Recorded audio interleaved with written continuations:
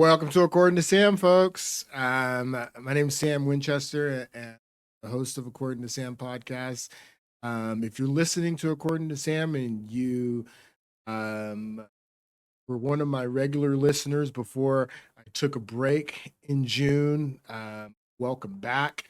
I didn't expect to be off for 4 months, but it took me a while to get up and going. And what I meant by up and going is if you're watching this podcast, you now have the ability to watch this podcast. And that's what took me 4 months to get going. I was only going to take the month of July off, and it was a lot more work than I anticipated.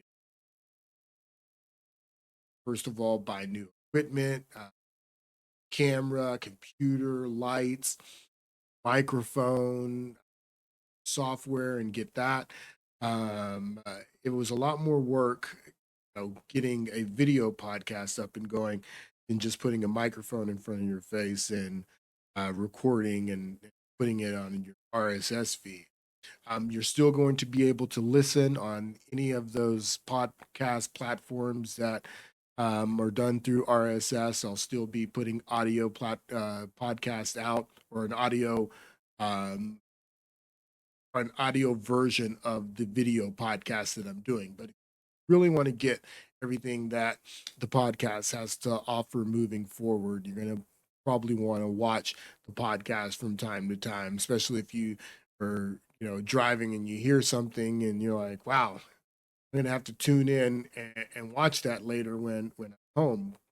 Not while you're driving, of course, but yeah. So you'll still be able to listen, and now you'll be able to watch, and you'll be able to watch on uh, Rumble, YouTube, and also if you're on X, which is formerly Twitter, you'll be able to watch the podcast there.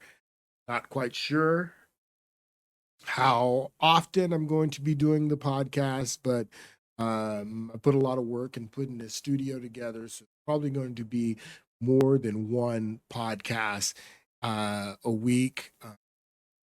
We'll see how it goes, but visit according2sam.com, my website. I'm doing updated news on there on a daily basis. You'll see my Substack on there that you'll also be able to read. You can support the podcast from my website. There's a store on the website, and then also visit the website to get updated information about the schedule when the podcast comes out in the new year. Now, today I put a podcast together because I'm just trying to make sure everything is working properly and have any issues when I get started in the new year. I'll probably do a few podcasts between now and the end of the year just to again test everything out.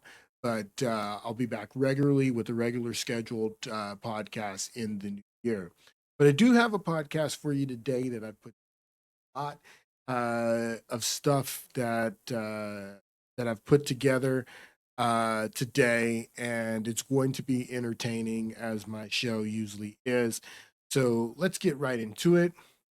Now, the purpose of bringing my podcast to video, not so you can see my face, it's more so you can see what I'm going to show you in the video capture box that is right next to me. Now, if you're listening to the podcast, I have a box here with a quote from Henry David Thoreau from his book Walden. This is one of my favorite quotes, and it says, "There are thousands hacking at the branches of evil to one who is striking the root."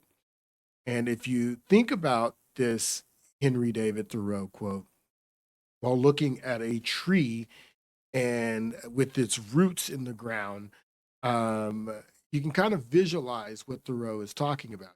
Talking about the thousands to one that are demonstrating, and they're out in the streets and fighting against whatever the evil is in their lives. The evil of the Palestinians, Hamas, or evil of the Jews, or the evil of the police and the Black Lives Matter movement, or the evil of the Republicans, or the evil of the Democrats, whatever the issue is that a person feels is plaguing humanity.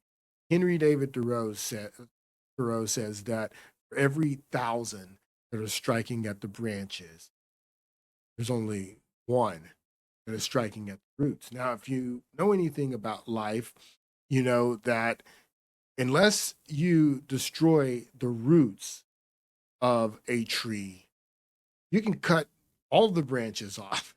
You can cut it down to a stump as long as the branches or as long as the roots are intact and alive and there is a source of nutrients and water for the roots, a new tree will sprout up.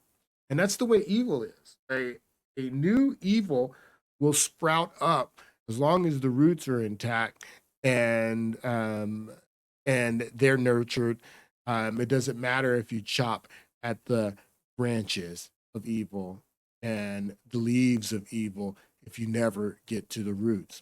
Now, in my podcast, if you've listened to my podcast, you know that I like to get deep down into the the issues and and go beyond what the mainstream media where they're going and even some of these other YouTubers and other alternative forms of media. I like to go even further than they go, but I don't feel that I have been really going to the roots of the problems that I talk about on According to Sam. And when I get back on in January, something that I'm going to do, I'm committed to going to the roots of these problems. And I'm going to be frank with you, the roots of these problems are 100% spiritual. We are involved in spiritual warfare, and it's bigger than what a lot of us believe or are even ready for. But you better get ready for it because you are watching very old stories play out right in front of your face, right in front of your face. And the only way that you can understand them is to understand the spiritual battle that we are engaged in. And we are 100% engaged in spiritual warfare. Now, when I get back on in January, we're going to get into the Bible. We're going to talk a lot about the Bible because we're going to get into this Israeli Palestinian conflict that seems to be heating up just in time for an election year.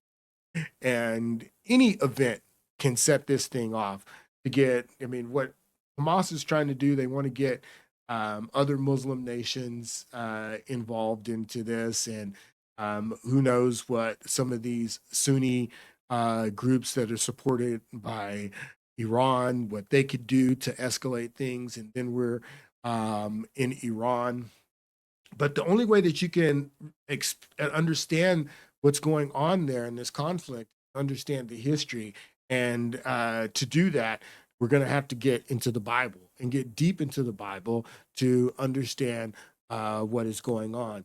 But that's part of getting to the roots of the issue and the spiritual warfare that we are engaged in. This is um, the letter that Paul wrote to the church at Ephesus. Ephesus was a Roman province when Paul wrote this letter in Asia Minor, which is current day Turkey. And Paul is writing this epistle, this letter. That's what the New Testament is. The New Testament consists of 27 epistles, 27 letters. And this is a letter that Paul was writing to the Christian church at Ephesus in the first century. And he writes all of this spiritual doctrine and the Christian theology in the first part of the letter. And then this is the last chapter the conclusion of the letter. And what Paul says is, finally, my brethren, be strong in the Lord and the power of his might. Put on the whole armor of God, that ye may be able to stand the wiles of the devil. And this is the most important part, the part that I wanted you to pay attention to. For we wrestle not against flesh and blood, but against principalities, against powers, against the rulers of darkness of this world, against spiritual wickedness in high places. Spiritual wicked high places. The spiritual wickedness in high places are the roots that I was talking about a moment ago. When we're going to get into the spiritual issues that are facing us, and what they have to do with what is going on in the world. And if you don't think that, I did an interview with my buddy Andrew from Andrew for America last week, and we were talking about this. And I was like, if you don't think that we are in a spiritual war, then tell me why there is so much spiritual iconography all over our capital city. Like if you go to Washington, um, first of all, the Pentagon. The Pentagon is the center of a pentagram. Well, what is the pentagram? The pentagram is the dog star, Sirius. Well, what's the significance of Sirius, the dog star? We're going to talk about that in January. What's the significance of the obelisk, the Washington Monument? What's the significance of this obelisk? What's the significance of the Great Seal on the back of the dollar bill with the six-pointed star, the same star that is on the Jewish flag, the six-pointed star? They call it the Star of David, but it's not the Star of David. It's actually the Seal of Solomon. Oh, the Seal of Solomon. See, this is the benefit of doing a video podcast, because when I mention the Seal of Solomon and I want to show you the Seal of Solomon, all I have to do is go here and go to the Seal of Solomon, and boom, and show that to you. Seal of Solomon. What's the Seal of Solomon? That's it right there. So if you go to the Bible, this is why we're going to be talking about the Bible, because if you go to the Bible and the book of Kings, then you can read how Solomon actually used this symbol, this 6-point symbol, used it to conjure jinn. Jinn is where we get the word genies, spiritual. So that's what this symbol is, a spiritual symbol. Seal of Solomon. So look that up. So that's what I'm talking about when I say that we are going to be getting into spiritual things and getting to the roots of some of these problems when I get back on the mic in January. Now, today, I want to talk about the nation's debt. And you guys know, if you listen to my podcast, you know that the debt is something that I'm very, very passionate about. I think that the nation's debt is out of control. And I mean, we're having serious problems out of and this is spiritual, 100% spiritual as well. But we're having serious problems because of our nation's debt. Now, we're getting ready on Friday to approach the deadline. They did a continuing resolution a month ago to kick the can down the road, because October 1st is the first day of the fiscal year for the government. So on September 30th, that was the last day, deadline, and and then Kevin McCarthy does the continuing resolutions with a few Democrats to uh, extend the uh, the budget deadline to Friday, 17th. So Friday's the new deadline, and they're trying to get a new CR passed because we have a new speaker. Because that's the whole. We're going to get into this right now. That's the whole reason that Kevin McCarthy was vacated, which I predicted back in June after this deal was made in May. I predicted that Kevin McCarthy was going to be vacated. He was vacated for this reason. So we have the new speaker now, Mike Johnson, and Mike Johnson is trying to get another continuing resolution passed. Now, I want you to listen to this.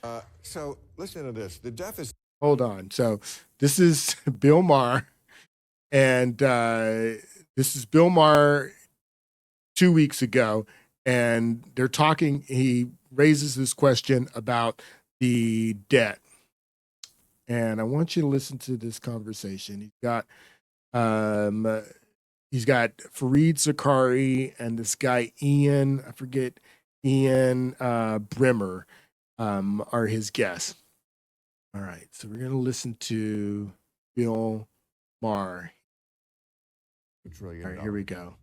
We thought that was a lot. I mean, dollars. Now, I remember. Hold on. Okay, so listen to this. The deficit is now $2 trillion. Now, I remember, maybe I'm dating myself here. I remember when the debt was $2 trillion. We thought that was a lot. I mean, and for those who haven't studied this in class, the debt, kids, that's the accumulation of all the money we borrowed over the whole, since George Washington. The deficit just this year. That's just this year.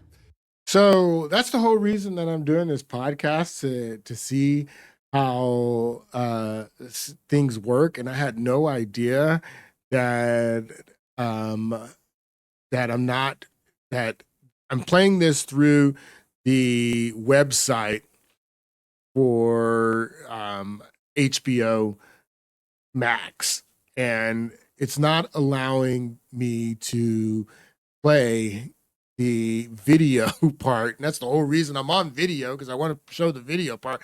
But I don't know why you have to see these guys. You can at least hear what they're saying. But now I know that I can't use HBO Max to play video, so I won't be doing that again. But at least listen to what these guys are saying, because it's very important. Bill Maher is bringing up the fact to his guests, Fareed Zakari and Ian Brimmer, that the deficit, the yearly deficit now is $2 trillion. Okay. And he says that I remember when the entire accumulative debt was $2 trillion. And the time that he says that he remembers when the entire debt was $2 trillion was way back in 2001.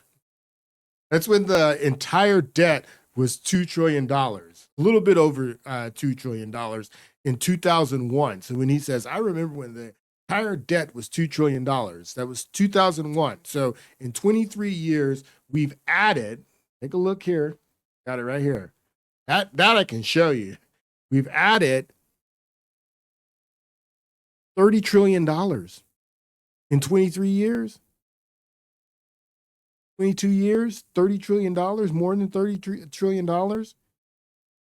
So that's what Bill Maher is referring to here, that our yearly deficit is now $2 trillion. And he remembers back in 2001 when the entire debt was $2 trillion. Listen again. We thought that was a lot. I mean, and for those who haven't studied this in class, the debt, kids, The debt, kids, that's the accumulation of all the money we borrowed over the whole, since George Washington. The deficit just this year. That's just this year. And even economists who've been like, oh, we can have a lot of debt, that's okay. Even they're alarmed at this number, $2 trillion. I think when Ross Perot ran against the debt, again, not the deficit, the debt was like $4 billion. And it's so funny that he has to emphasize that because most people don't even know the difference between debt and deficit. Most people don't even know the difference. That's why Joe Biden, one of his, biggest lies, if you remember, it's one of my biggest peeves about Joe Biden is, and Obama did it too, said that he reduced the deficit. And I explained how Obama, when he did it, Obama came in 2008. The first fiscal budget for Obama is not until 2009. I just explained to you that the fiscal year for the government begins October 1st. So in 2008, at the end of 2008, George Bush, his cousin, does almost $900 billion in stimulus for the bank bailout. And that's in fiscal year 2009 because it happened after October in 2008. So George Bush is still president, but it's Obama's budget because Obama's coming in. And then when Obama comes in the first 2 months of his administration, he does the American Recovery and Reinvestment Act, which was almost $1 trillion as well. So you add those two huge spending bills, which, I mean, you think about today, the spending bills they're putting out today, these, two little, I think the TARP, Troubled Assets and Relief Program was about $900 billion. And I think that the American Recovery and Reinvestment Act was about $800 billion. I mean, they're spending that. I mean, our entire yearly deficit right now is $2 trillion, is what Bill Maher is commenting on now. So, but anyway, Obama had those two huge spending packages that were in fiscal year 2009, and then he didn't have those huge spending packages in 2010. So just not having those two huge spending packages in 2010 that he had in 2009 for the bailout and the recovery, just not having those the next year reduces the deficit. So it's a parlor trick to say that you reduce the deficit. Same thing happened with Biden. Biden in Trump's last year, he had all of that COVID spending, and then just not having all of that COVID spending in the next year reduces the deficit. Biden didn't do anything to reduce the deficit. But again, the reason I'm bringing this up is because that's why Bill Maher is emphasizing this, is because most people don't know the difference between debt and deficit. Let's listen to more of Bill Maher here. Okay. Even they're alarmed at this number, $2 trillion. I think when Ross Perot ran against the debt, again, not the deficit, the debt was like $4 billion, and we were losing our minds. And that was 30 years ago. And ever since then, somebody's always come along and saying, this debt, it's unmanageable, the sky is falling, and yet it never does. My question to you guys, is it going to fall at some point? Or can we just keep doing this? Because I've been hearing this for 30 years. The once mighty deficit hawk has been hunted to extinction. By Trump and the MAGA wing of the Republican Party. I mean, those were the guys. He makes it partisan. He makes it partisan immediately and saying that, oh, so you're telling me that Democrats don't care about the deficit? That, then why is Joe Biden running around saying that he reduced the deficit? And again, Bill Maher is talking about, Bill Maher did bring up the deficit at first, but it's not about the deficit. I mean, yes, we have a $2 trillion deficit, but the real issue here is this. That's the real issue, the debt. So, again, he's making it political here. Extinction. Right.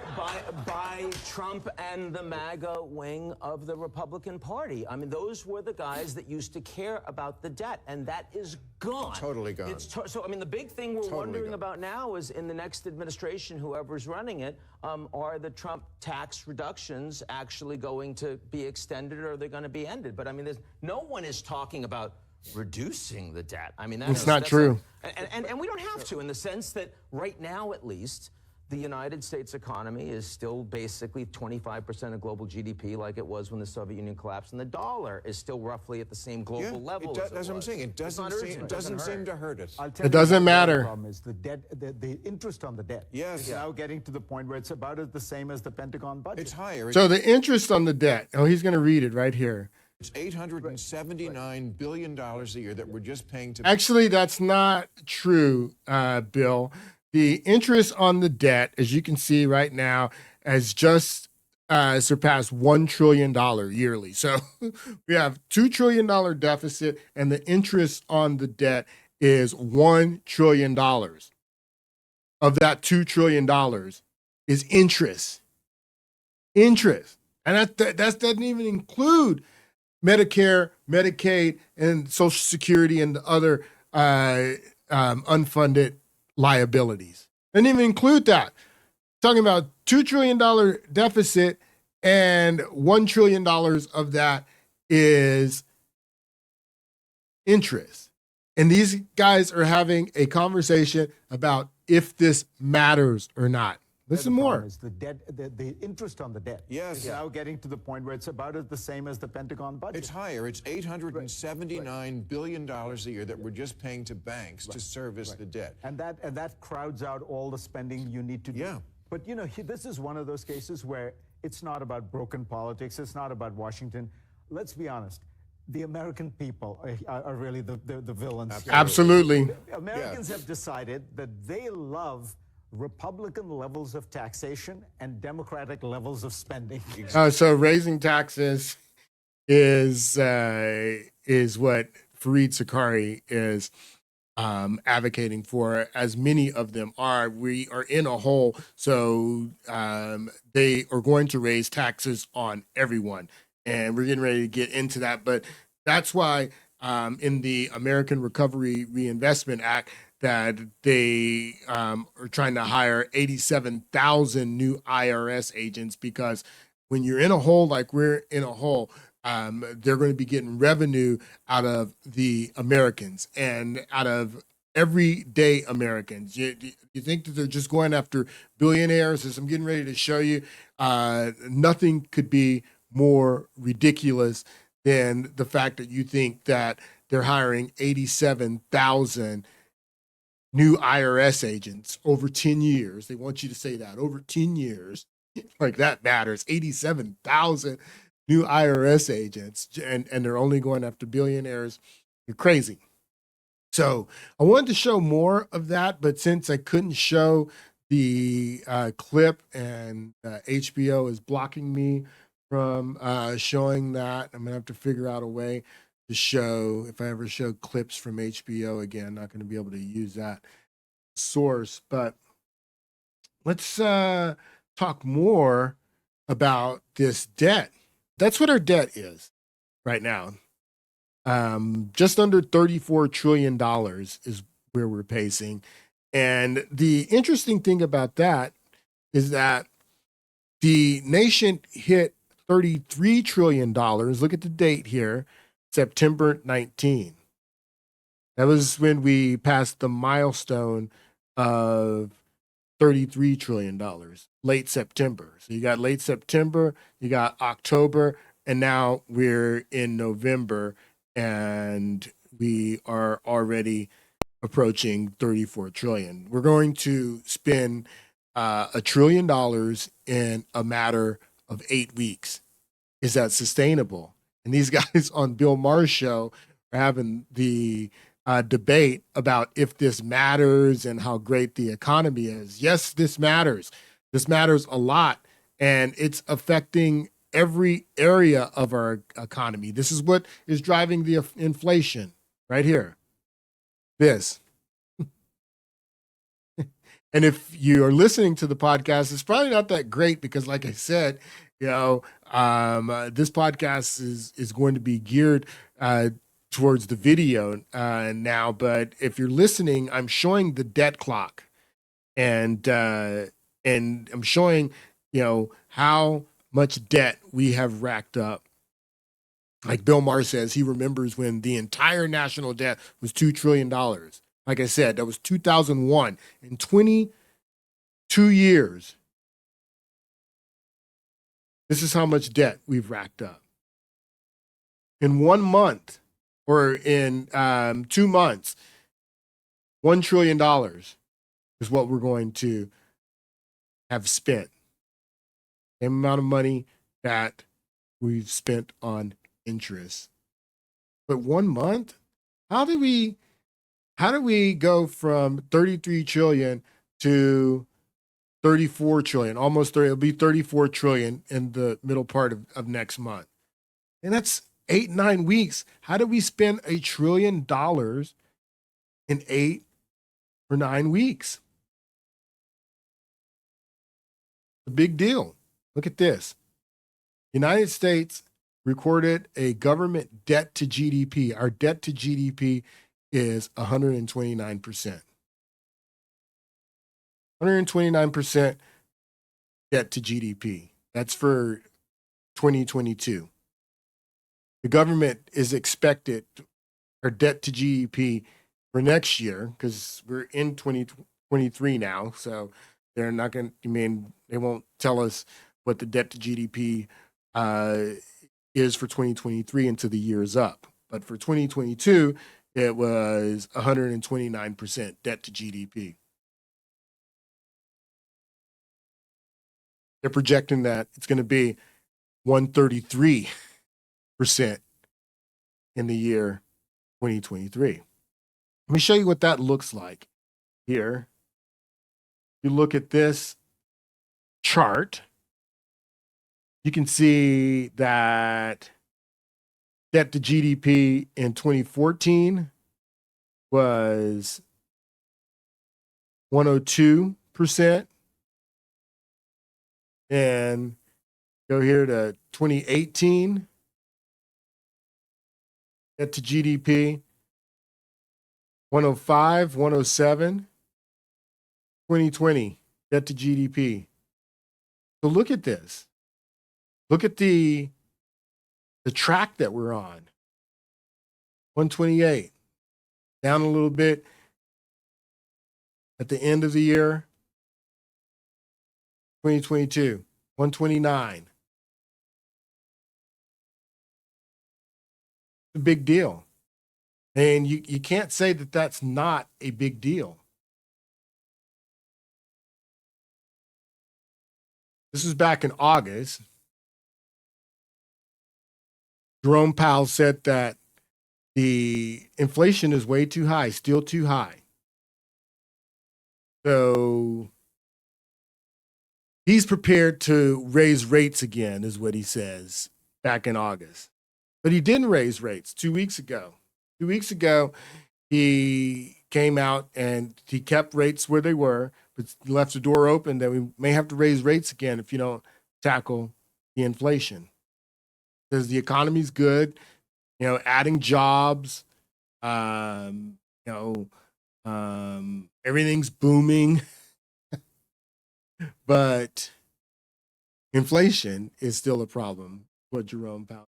He says that we're probably going to have to raise rates again at the end of the year or early in the beginning of next year if inflation is not handled.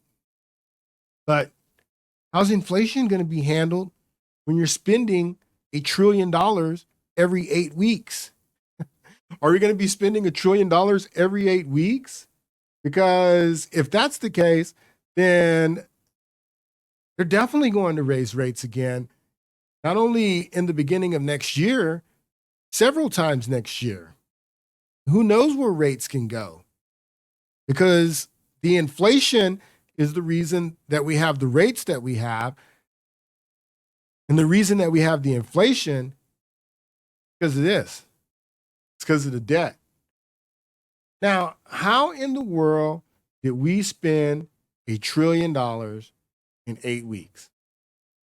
Well, this goes back to what I was telling you when I did my last podcast in June, when I predicted that Kevin McCarthy was going to be vacated.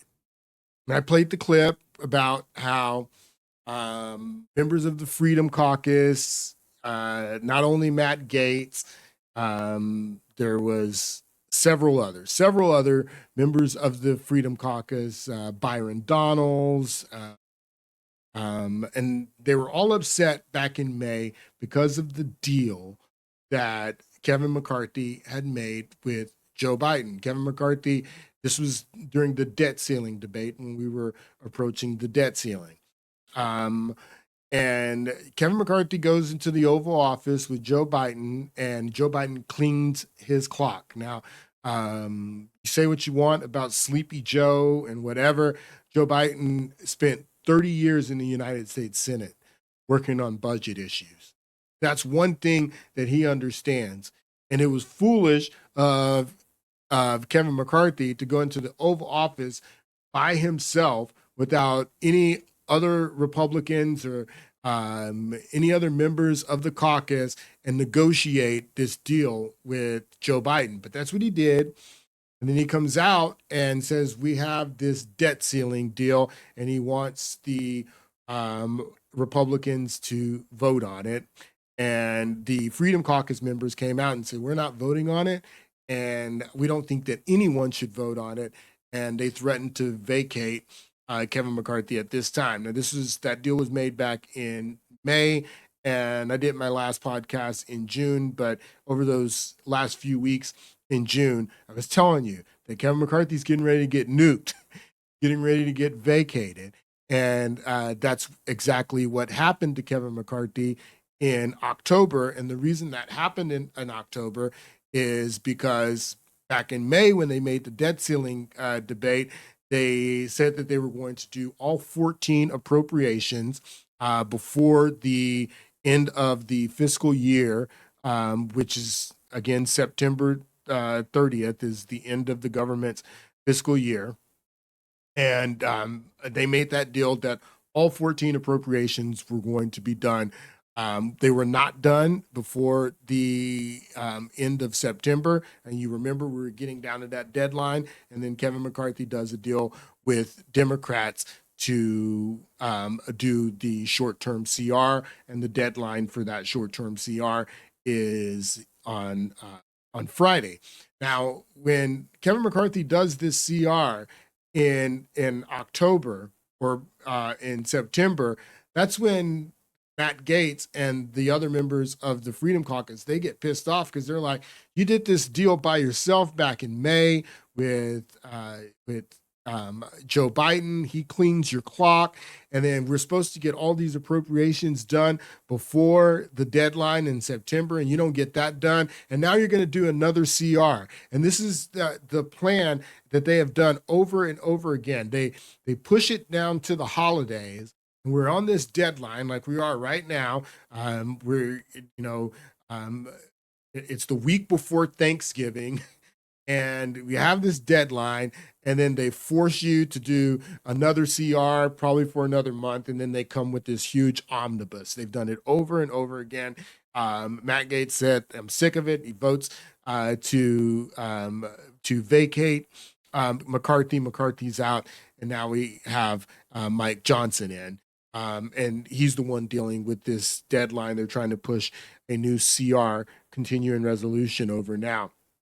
But I want you to listen to this clip of Lawrence O'Donnell, and he is breaking down the deal that Kevin McCarthy made back in May, the debt ceiling deal that he made by himself in the Oval Office with Joe Biden. Take a listen to this.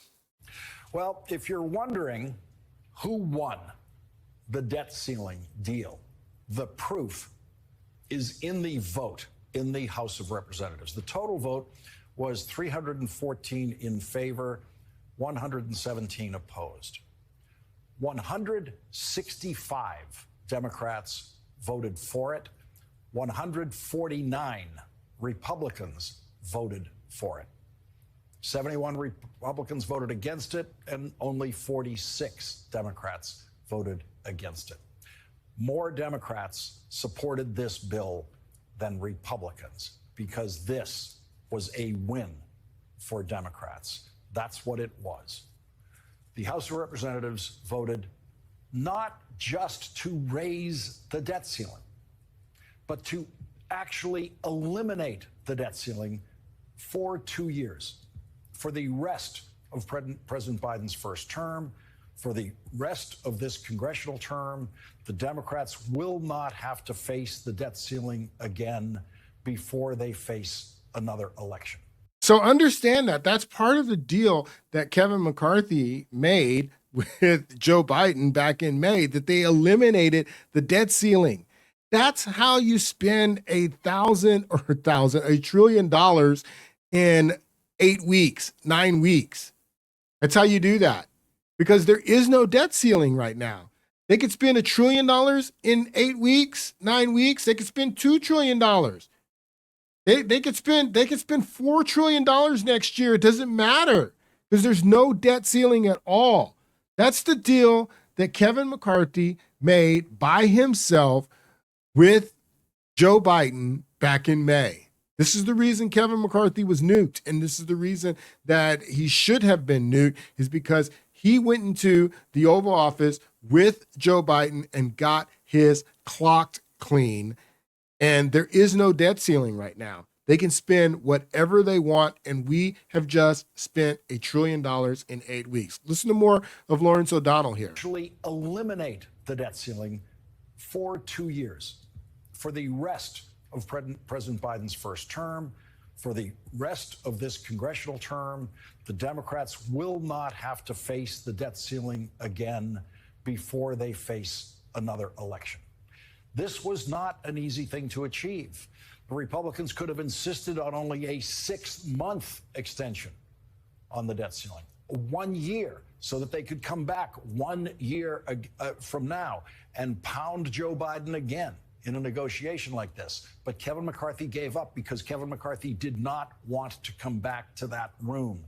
Kevin McCarthy gave up is what Lawrence O'Donnell said, because he did not want to come back into that room by himself with Joe Biden. Wow. But Kevin McCarthy gave up because Kevin McCarthy did not want to come back to that room.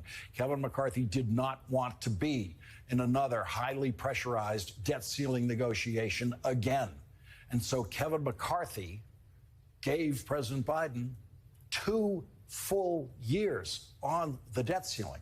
That is an outcome that was almost unimaginable even a week ago. And it is the proof, once again, that to govern is to choose, and the choices are never easy. Governing. So that's essentially why Kevin McCarthy was vacated just a few months ago. It wasn't because of what happened with the continuing resolution in September. It's because of this deal that Kevin McCarthy made back in May with Joe Biden. So you have to understand that. And all of this is being driven by the debt and the problem of the debt. And you have Bill Maher and Fareed Zakaria and this guy Ian Bremmer on his show, and they're talking about the debt and saying, no, it doesn't matter, that the economy's great, there's jobs, we really don't need to worry about the debt. Well, I'm here to tell you that you do need to worry about it. Now, this is Biden's budget chief. I'm going to play a little bit of her and the question that she was asked by Dana Bash on CNN after Kevin McCarthy made this deal with Joe Biden back in May. I want you just to take a listen to what she says here. Here with me now, a key negotiator in the debt deal, White House Budget Director Shalanda Young. Thank you so much for coming in. It's nice to see you. I want to read a comment from Democratic Congressman Brad Sherman after the vote. He said, "Now we are allowed to say it. We rolled them." So now that it's over, do you believe that this deal was better for Democrats than Republicans? Did you roll Republicans? This is what I think. I think at the end of the day, the long view, the short and the medium view is default was not an option. So not who can win. Certainly one of our goals is to make sure we got nothing close to what you saw in the House Republican bill. That would have been unacceptable for us, unacceptable for congressional Democrats. So we had to do everything in our power to make sure whatever was passed didn't have many of those elements, and we succeeded. It was a reasonable bipartisan agreement you would expect to see in divided government. I've done this a long time, and we had to talk about the budget at some point this year, and this is about what you would expect to see out of a budget agreement with divided Congress. Just one more question on this. What the congressman was very clearly suggesting is that Democrats intentionally downplayed enthusiasm about how good you all thought this deal was in order to give Speaker McCarthy some cover and allow Republicans to frame it as a win. Look, I'll say when you see 76% of the House Democratic Caucus vote for a budget deal, 70% of Republican conference vote for a budget deal, you do leave thinking you spent the last month of your life doing something that was right for the American people, struck the middle ground. So, I mean, 76% of Democrats and 70% of Republicans, and something's off on that. Why are more Democrats voting for this than Republicans when Republicans control the House of Representatives? I mean, that tells you everything. That's what Lawrence O'Donnell was just saying in the clip that I just played, that the deal that Kevin McCarthy did back in May was a Democrat deal. And this is what she's asked about in this clip, that a congressman said after Republicans passed this, that we rolled them. We rolled them is what she's asking her about. Jonathan Capehart questions her about the same bill and the fact that she's trying to downplay and say that we didn't roll Kevin McCarthy. We didn't take him to the woodshed when they absolutely did. And I love the way Jonathan Capehart asked the question here. Take a listen. Joining me now is one of those negotiators, Shalonda Young, Director of the Office of Management and Budget. Director Young, welcome back to the Sunday Show. Thank you, Jonathan. Okay, so let's put on the screen some of the provisions of the law. I know we did that in the introduction.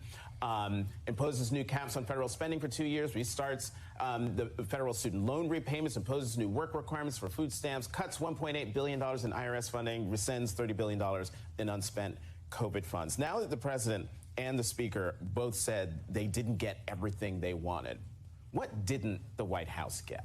I love the way he asked that question because they were trying to downplay the fact that they took Kevin McCarthy to the woodshed, and you know, if you've watched the whole interview with Dana Bash that I just played, she's being evasive and saying, you know, we each didn't get, you know, things that we wanted. And Jonathan Capehart, he comes out and says, you know, what didn't you get?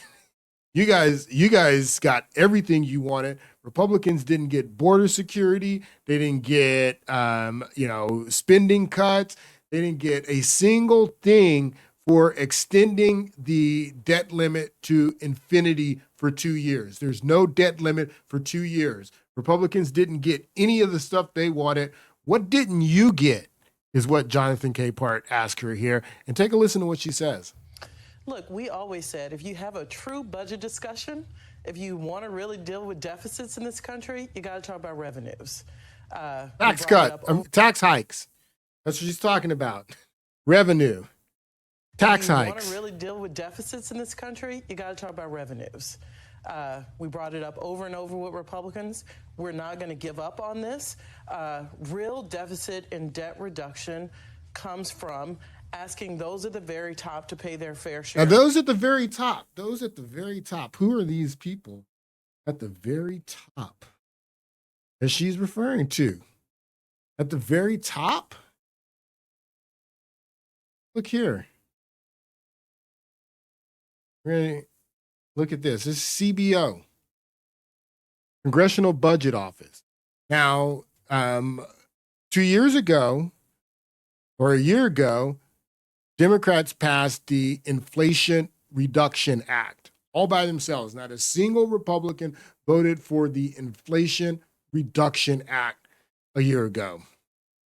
Remember Joe Manchin. Joe Manchin made this deal by himself with Chuck Schumer and Joe Biden, and Joe Manchin comes out. We got a deal because remember he had been holding. They had a very slim majority. They needed Joe Manchin, and Joe Manchin makes this deal with Schumer and Biden, and they come out with the Inflation Reduction Act. The Inflation Reduction Act has not decreased inflation. Where's it at? Right here. The Inflation Reduction Act.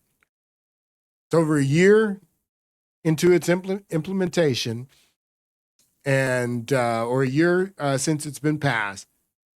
It hasn't reduced inflation. But in that Inflation Reduction Act, this is the bill where Democrats passing by themselves because they want revenue. Revenue is what she says. When asked, what didn't you get in the debt ceiling deal? She says, we didn't get revenue. We didn't get tax hikes on the wealthiest Americans. Well, these are the wealthiest Americans that she's talking about. So they're running around. They're telling, all these Democrats that we're hiring 87,000 new IRS agents to go after billionaires. And I looked it up. How many billionaires do we have in the country? Forbes will tell you. 750 billionaires. Do the math on that. Divide 87,000 by 750 and see how many agents that is for the 750 billionaires. No, people. CBO right here. CBO confirms Inflation Act. They don't even call it Reduction Act. I love that. The Inflation Act, because that's what it is. It was over $2 trillion in spending. The Inflation Act unleashes IRS audits, enforcements on families making less than $400,000 a year. $400,000 a year. We're going to listen to Steve Scalise here in a moment, but listen to what she says. She says highest earners. True budget discussion. If you want to really deal with deficits in this country, you got to talk about revenues. We brought it up over and over with Republicans. We're not going to give up on this. Real deficit and debt reduction comes from asking those at the very top to pay their fair share. Those at the very top. CBO says families making less than $400,000 a year. This is not billionaires. Families making less than $400,000 a year. Look what it says. A new report from the Congressional Budget Office confirms that Democrats' Inflation Act, which supercharges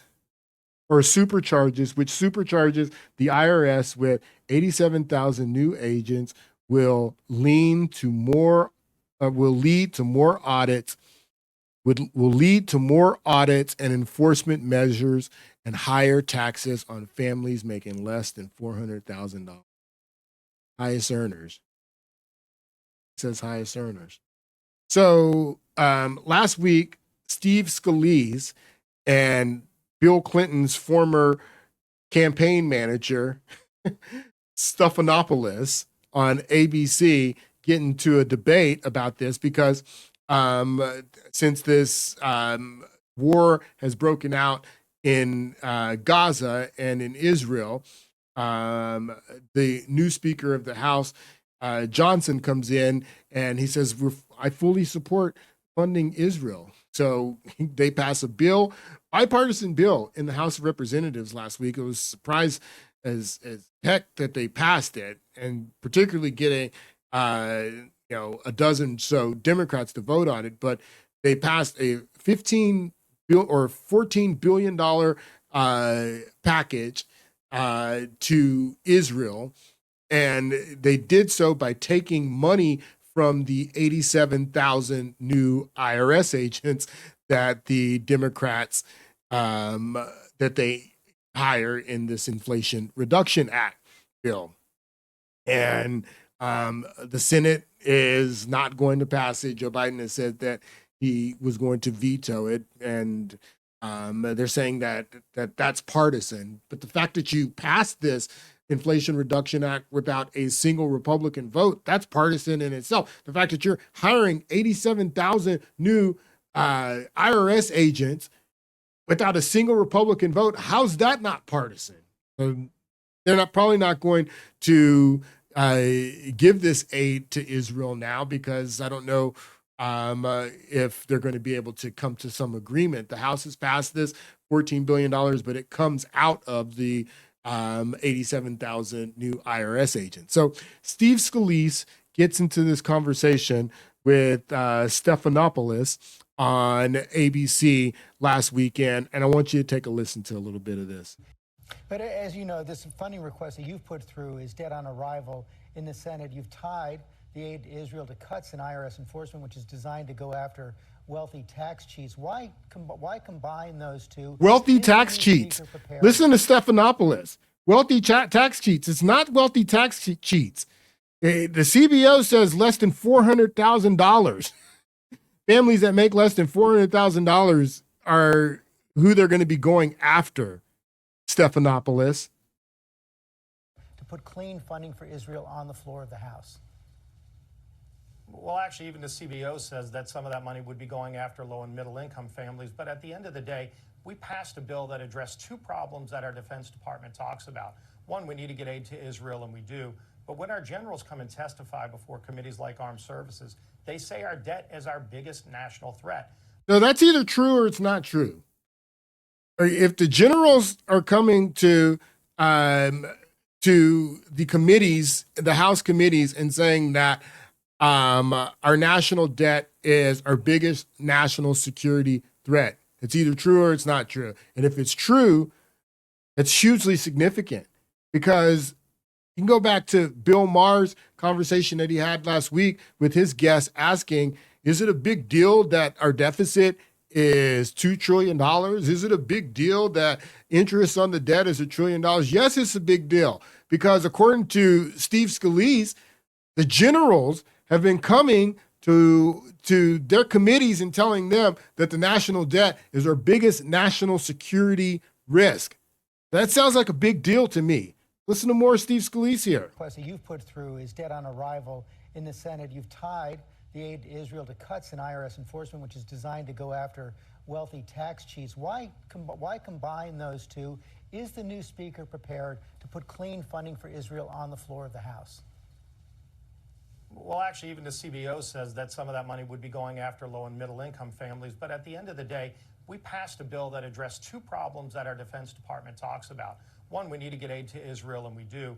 But when our generals come and testify before committees like Armed Services, they say our debt is our biggest national threat, not other countries like China, Russia. They say it's our debt.